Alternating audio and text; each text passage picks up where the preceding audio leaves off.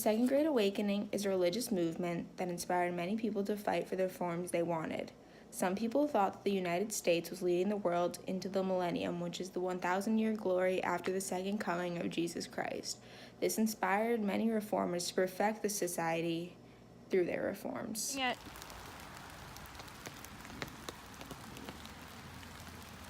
Anti-slavery! Go! The cotton economy growth has since expanded slavery, which now, here in the 1830s, we have 2 million slaves and growing. Treatment of slavery nowadays is horrible. They are bent over all day. The mental and physical punishments are just unbearable. Families are separated, and most slaves nowadays are illiterate. But religion, tradition, and friends that become families are what keeps slaves going, although some resort to suicide. The Underground Railroad is a loose network of escape routes and safe houses that helped reach slaves to freedom. Denmark Vesey and Nat Turner were just some of the people who tried to revolt but got executed. Frederick Douglass is an escaped slave author and leading abolitionist. Abolitionism is now a thing. William Lloyd Garrison demanded immediate emancipation. He also founded the American Anti-Slavery Society. Yay. The Grimke sisters also spoke and wrote against slavery. Is it so wrong to put feet to our prayers? Sarah Grimke. Although most Northerners and Southerners opposed abolitionism. Most Northerners opposed slavery because they feared the blacks would take their jobs. The South argued in favor of slavery, although we know it's very bad.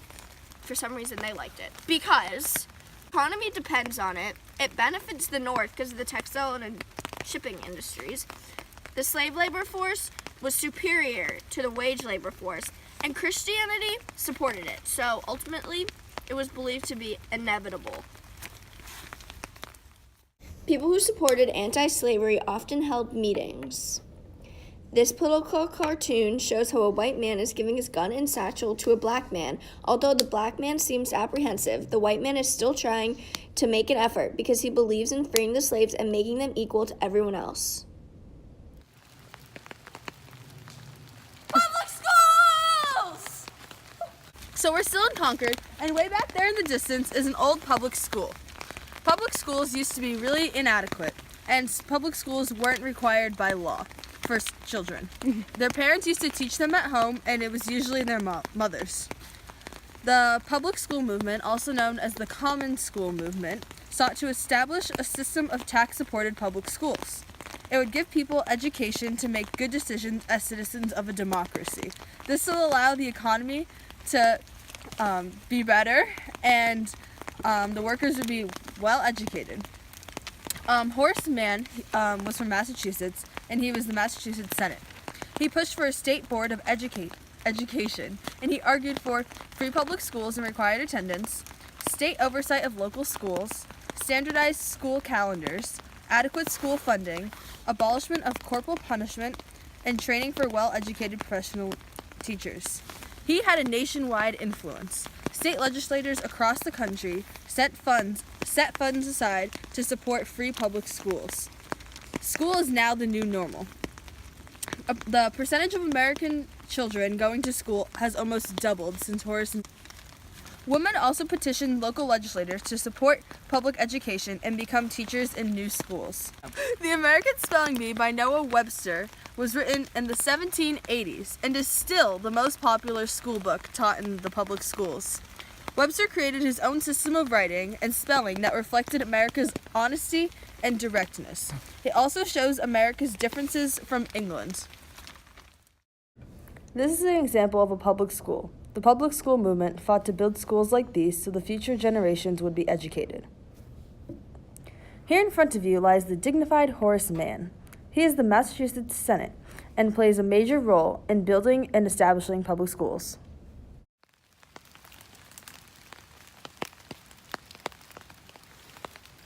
Oh, didn't see you there.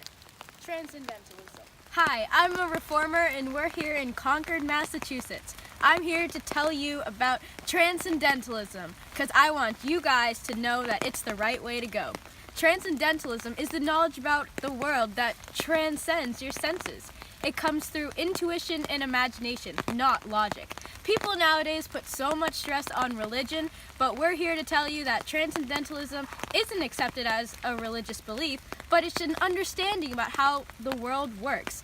And as Henry David Thoreau said, not until we are lost do we begin to understand ourselves. So you guys have probably heard about The Dial, which is a publication.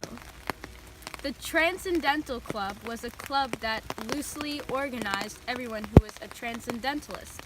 The leader was Ralph Waldo Emerson, who is Harvard educated, so he knows what he's talking about. He thought that people were naturally good and we didn't live up to our full potential. He says that we should look through nature, ourselves, and art for answers to life's most perplexing questions. Great. This is Henry David Thoreau. This is a picture of Walden. This is a picture of transcendentalism. See how God, man, and nature are all connected? This is a picture of transcendentalism by an artist. They're all connected too. Women's So rights. the United States of America typically follows the British tradition of lack of women's rights, which means that women can't own property, hold office or vote, speak in public sometimes, access higher education, control money they earn, serve on juries, or work in most trades and professions. Married women can't testify against husbands, sue for divorce, or gain custody of kids in rare instances of divorce.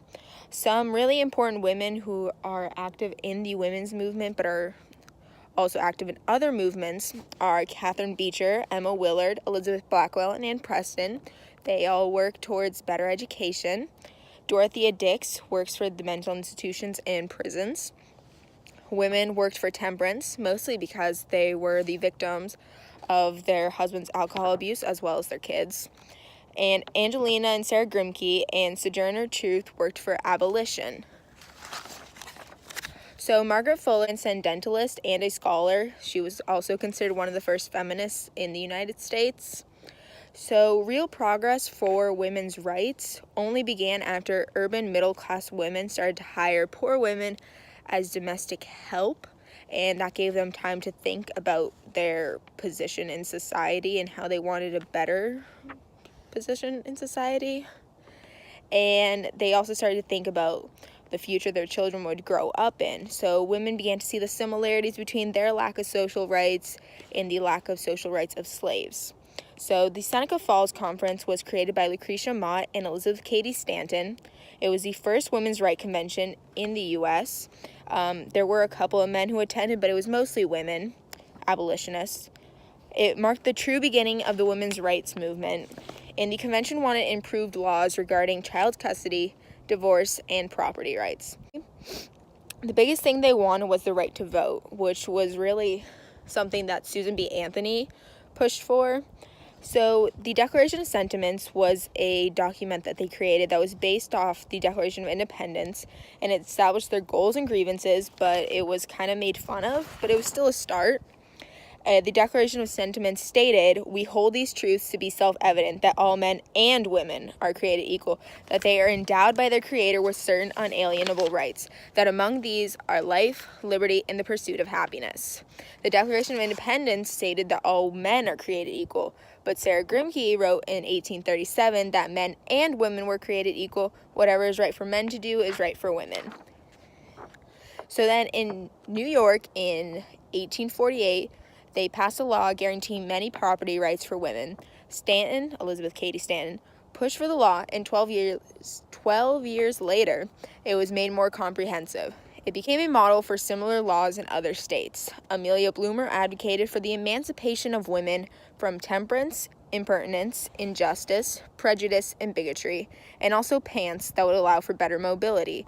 They were nicknamed Bloomers after Amelia Bloomer. And she did all of this in her newspaper, The Lily. This political cartoon shows a woman tied up in silence, and she's standing in front of a man.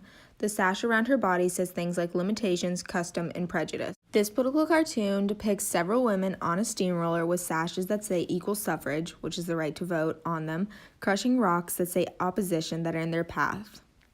This is a picture of Elizabeth Cady Stanton and Susan B. Anthony.